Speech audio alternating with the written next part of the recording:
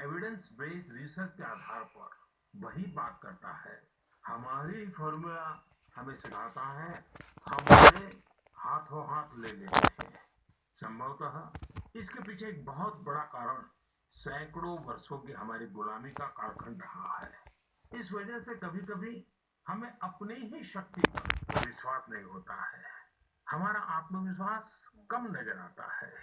इसलिए हम अपने देश की अच्छी बातों को, हमारे पारंपरिक सिद्धांतों को एविडेंस बेस्ड रिसर्च के आधार पर आगे बढ़ाने के बजाय उसे छोड़ देते हैं, उसे हीन समझने लगते हैं। भारत की युवा पीढ़ी को अब इस चुनौती को स्वीकार करना होगा।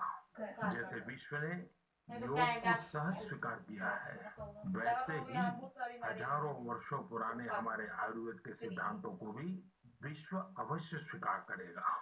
हाँ, इसके लिए युवा पीढ़ी को संकल्प लेना होगा और दुनिया जिस भाषा में समझती है उस वैज्ञानिक भाषा में हमें समझाना होगा, कुछ करके दिखाना होगा।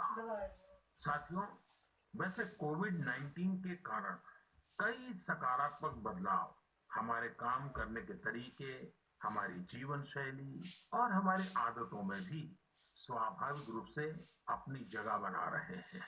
आपने सबने भी महसूस किया होगा इस संकट ने कैसे अलग अलग विषयों पर हमारी समझ और हमारी चेतना को जागरूक किया है।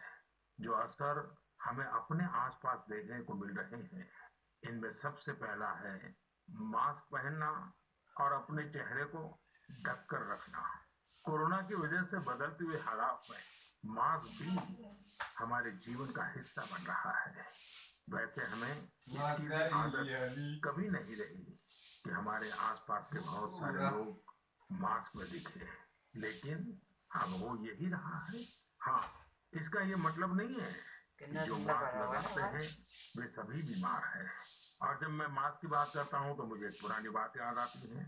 आप सबको भी याद होगा, एक जमाना था कि हमारे देश के कई ऐसे इलाके ऐसे होते थे कि वहां अगर कोई नागरिक फल खरीदता हुआ दिखता था तो आस पड़ोस के लोग उसको जरूर पूछते थे, क्या घर में कोई बीमार है?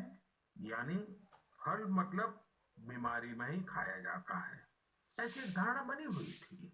हालांकि समय बदला और ये धारणा भी बदली।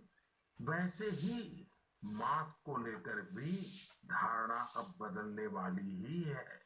आप देखिएगा, मास्क अब सभ्य समाज का प्रतीक बन जाएगा। अगर बीमारी से खुद को बचना है और दूसरों को भी बचाना है तो आपको मास्क लगाना पड़ेगा।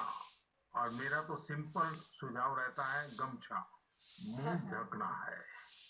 साथियों, हमारे समाज में एक और बड़ी जागरूकता ये आई है कि अब सभी लोग ये समझ रहे हैं कि सार्वजनिक स्थानों पर थूकने के क्या नुकसान हो सकते हैं। यहाँ वहाँ कहीं पर भी थूक देना गलत आदतों का हिस्सा बना हुआ था। ये स्वच्छता और स्वास्थ्य को गंभीर चुनौती भी देता था। वैसे एक तरह से देखें तो हम हमेशा से ही इस समस्या को जानते रहे, लेकिन ये समस्या समाज से समाप्त होने का नाम ही नहीं ले रही थी। अब वो समय आ गया है कि इस बुरी आदत को हमेशा हमेशा के लिए खत्म कर दिया जाए। कहते भी हैं कि बेटर लेट देन नेवर। तो देर भले हो गई हो, लेकिन अब ये थूकने की आदत छोड़ देनी चाहिए। ये बातें जहाँ बेसिक हाइजीन का स्तर बढ़ाएंगी, वहीं कोरोना संक्रमण को फैलने से रोकने में भी मदद करेगी। मेरे प्यारे देशवासियों, ये सुखद संयोग ही है कि आज जब आपसे मैं मन की बात कर रहा हूँ तो अक्षय तृतीया का पवित्र पर्व भी है। साथियों, क्षय का अर्थ होता है विनाश, लेकिन जो कभी नष्ट नहीं हो, जो कभी समाप्त नहीं हो, वो अक्षय है। अपने घरों में हम सब इस पर्व को हर साल मनाते हैं, लेकिन इस साल हमारे लिए इसका विशेष महत्व है। आज के कठिन समय में यह एक ऐसा दिन है जो हमें याद दिलाता है कि हमारी आत्मा, हमारी भावना अक्षय है।